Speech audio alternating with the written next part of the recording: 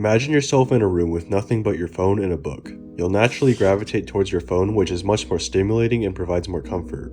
If you try to force yourself to read the book, you may feel uncomfortable, especially if you aren't someone who regularly reads books. This is because between the phone and the book, the phone provides more pleasure and we have been conditioned to seek instant gratification thanks to highly addictive social media. Think back on how many times you've lost your sense of time mindlessly scrolling through YouTube videos or TikTok reels. There's a reason why the CEOs of these social media companies don't want their kids to be exposed to these addictive apps. You have conditioned yourself for years to use your phone all the time seeking dopamine from scrolling on Instagram, so of course you would choose to use your phone by habit. Now imagine that same scenario with you in your room, but with only a book. Your most stimulating option has just disappeared, and now you have to choose between reading a book or meditating in silence for the next 8 hours, which isn't even possible for most of us.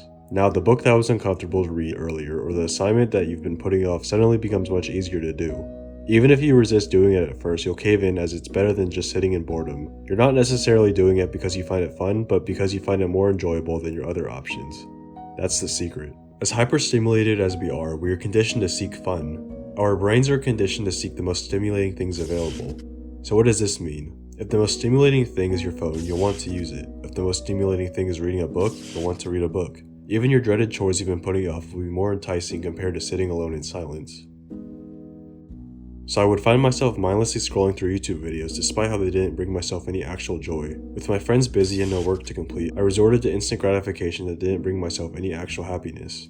However, my brain still perceived this instant gratification as being the most fun thing to do, so I continued consuming content and playing video games.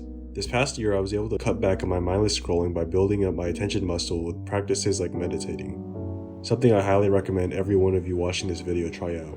Try to be the 5% of people watching this video who will actually make a meaningful change in their life, rather than scrolling onto the next video by meditating for just 3 minutes a day for the next month. You'll notice a massive difference in your ability to concentrate and prevent yourself from mindless scrolling.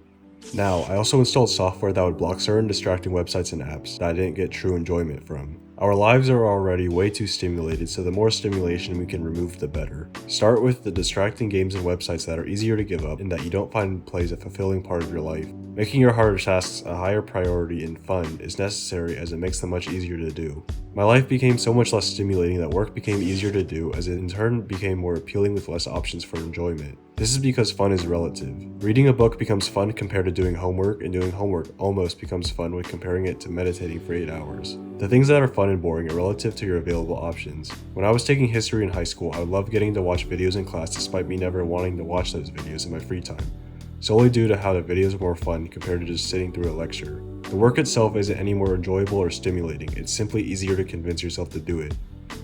So, is that it? Are we all just going to give up every distraction from YouTube to TikTok permanently?